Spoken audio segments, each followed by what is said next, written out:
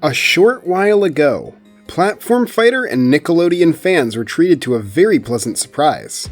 Ludosity, the makers of indie sensation Slap City, announced they were working on a Nickelodeon platform fighter, Nickelodeon All-Star Brawl. Frankly, the game looks incredibly solid, blending both competitive depth with a beginner-friendly, casual aspect that will help it appeal at all levels. I've seen a lot of people hopeful that this could be the beginning of an exciting franchise of Nickelodeon Brawl games, with DLC, a Fighter's Pass, and hopefully even some sequels. However, to say that this is the beginning of the franchise isn't totally accurate. Nickelodeon Brawl has been a recurring series for a bit, starting as nothing more than a series of simple flash games. A lot of people, myself included, played these games as kids waiting around in school or just when we had nothing to do. These games were super simple 2D fighters, but were a super accessible way into the genre for kids to try it out. Today, I'd like to take a look back at these goofy flash games and see how they hold up today. Are they nothing more than time wasters, or was there something special to them that made them into a console-worthy series? Let's hop in and find out. Let's first look at the original Nick Brawl game, which actually had 4 different versions corresponding to different holidays. Jingle Brawl was the original update released on Christmas. Super Brawl was released in spring around Super Bowl 43. Despite being a play on Super Bowl, the name Super Brawl would become synonymous with the franchise.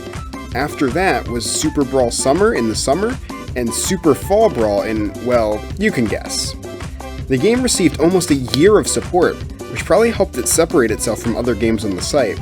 The game had a total of 12 characters over its updates. Jingle Brawl had Fanboy, Otis, SpongeBob, Timmy Turner, Rico, King Julian, Aang, and Danny Phantom. Super Brawl added Dr. Blowhole as an unlockable boss, and Super Brawl Summer added Bessie Higginbottom and Patrick to the roster. Super Fall Brawl's new character is actually lost media, believe it or not. Sheen Estevez was playable in this version of the game, along with a new stage, but both were later removed for unknown reasons. While Sheen did return in Super Brawl 2, his stage, the House of Pain, never did. Speaking of stages, the game had 16 iconic Nick locations, from Fairy World to the Krusty Krab. The gameplay of Super Brawl 1 was very simple. Every character has 4 attacks: a punch auto combo, a kick, a jumping kick, and a special move.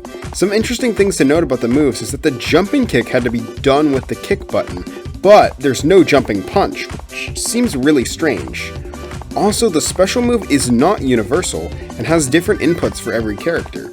Makes the cast feel a bit more unique, so I'm all for it. One of the weirdest aspects of this game is blocking. Blocking in this game guards both high and low, and I think even behind you. You'd think that this would make blocking overpowered, but it comes at a massive cost. Because of how fast most characters are in this game, blocking could potentially get you stuck in a near inescapable block string. Plus, you can die from chip damage, so you can't block forever. Interestingly, normals actually seem to do more chip damage in this game than special moves, unlike a lot of other games in the genre. Essentially, intentionally getting hit by a move that knocks you away may be your best way of survival, so knowing what to block is important. However, keep in mind ever being in the corner is pretty much a death sentence, so be very careful. With all that competitive analysis, you may be looking to try the game out with friends, and I regret to say that unfortunately you can't.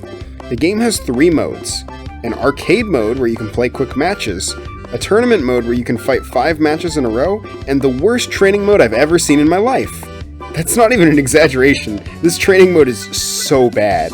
All it is that there's a punching bag in the middle of the stage that you can wail on. The game doesn't keep track of combos, it doesn't react or show damage, nothing. The other modes are fine though. They're your standard high score arcade mode, which is pretty fun. It's a bit of a shame you can't play against your friends at all, but this game really wasn't designed with multiplayer in mind. The game feels pretty cheaply made, but there is something just charming about it. Gameplay-wise, it's super simple, but there's just enough depth to make it a good time waster. One problem a lot of games like Super Brawl have is that every character feels the same. With Super Brawl, every character has their place. For example, Otis is a brutal zoner with some super degenerate projectiles, but his normals have low range. Patrick, on the other hand, has massive range on his normals, but below average combo game and a horrible special move. This makes every character feel unique and fun to play around with. Combined with some surprisingly good music, I'd highly recommend checking it out, if it weren't for the sequel, Super Brawl 2. When you think of classic fighting games, the second installment often comes to mind. Street Fighter 2, Soul Calibur 2, and Super Smash Bros. Melee have cemented themselves as classics. This trend seems to have worked for Super Brawl as well, with most citing 2 as their favorite installment, and the one they remember playing as kids. I can confirm I have fond memories of this one. It's probably the one I played the most as a kid. The game is mostly an expansion of the first, but adding a bunch of new characters. SpongeBob, Plankton, Chum Chum, Kyle, Dudley Puppy, Kitty Catswell, Monkey from Monkey Quest, Skipper, Sandy, Jimmy Neutron, and Sheen were all added to the roster, each with their own new niches. You may be confused why SpongeBob is a new character, and that's because the old SpongeBob was rebranded to Classic SpongeBob. It's a quite nice roster with a good chunk of the characters popular on the network at the time playable. Even more so than the first, the game did a great job of keeping players coming back. The game had a clear release schedule of new characters.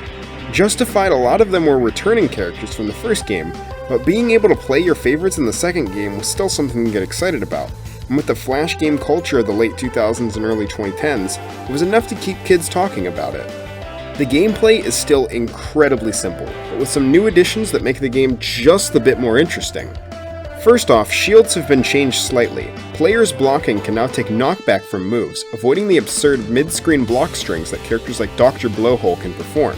The movement also feels different, with mid-air control on your jumps being added alongside some faster special moves.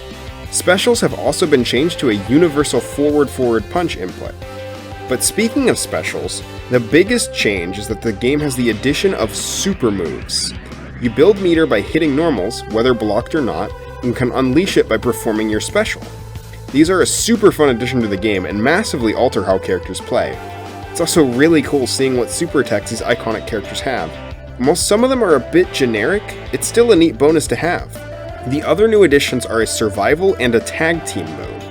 Survival mode tasks you with beating the entire cast of the game with 1 life, although you do recover some health between rounds. Tag team is also very interesting, giving you a 2v2 game mode where you can press space to tag in your other character. This would be way cooler if you could, fight your friends in the non-existent multiplayer, or even just play alongside them, but it's fine. It's a cool way to try out a lot of characters quickly. Other than that, the other modes have been improved. Arcade is still basically the same, but Tournament now has a bonus game where you have to smash bottles, which is a very fun addition. Also, by winning 10 tournaments, you become the Brawl Master, which adds a final, harder CPU to the end of the mode. It's a small bonus, but it's cool there's something. They also massively improved training mode by deleting it from the game. There's not much to say about that, but it is a huge improvement. The last thing I have to say about this game is that the newcomers to this game are absolutely cracked. Chum Chum has no range, but is ungodly quick, leading to potential infinites. Monkey has amazing range and a special move that has no cooldown and can cancel into itself, leading to unbelievable zoning potential. Sheen is a super interesting character, having a kick that leads to traditional juggles, which aren't infinite but cannot be blocked in the air, alongside an insane special move that lets Sheen travel full screen in an instant. However, with all of this, there's still a character that trumps all of them. Just smile and wave, boys. Smile and wave. Skipper is what happens when you give Monkey's zoning and Chum Chum's infinite to a character that has great damage and an incredibly powerful super. Skipper's ninja stars can infinite opponents even from a distance, and he can advance while using them to go into the kick infinite. It's incredibly broken, and if you get hit even once, odds are you've lost. Even in a single-player fighting game, Skipper is unbelievably broken, being able to rack up scores other characters just can't compete with. But hey, being this powerful is so much fun. Overall, Super Brawl 2 is not a perfect game by any means, but it holds a special place in our hearts for being a really fun way to see Nicktoons characters slap the hell out of each other, and for being a great way to spend an afternoon. I think the reason these games are remembered so fondly nowadays is a combination of the branding and the gameplay. Of course, anything with characters that are iconic is going to have someone play it, but no one is talking about any of the other 100 SpongeBob Flash games. What made it so special is just seeing how over the top and silly the game is. Seeing Otis fire utter lasers that cover every option on the screen is cheap and it's broken, but it's also absolutely hilarious to see. These games were cheaply made, but quick, free fun in a market with more limited games. However, Super Brawl 2 is where a lot of people's memories with the games end. Did people just grow out of them, or is there a reason nobody talks about Super Brawl 3? I have a lot to say about that game, so stay tuned for my retrospective on the next few titles in the series. Until then, I hope you stick around. See you next time!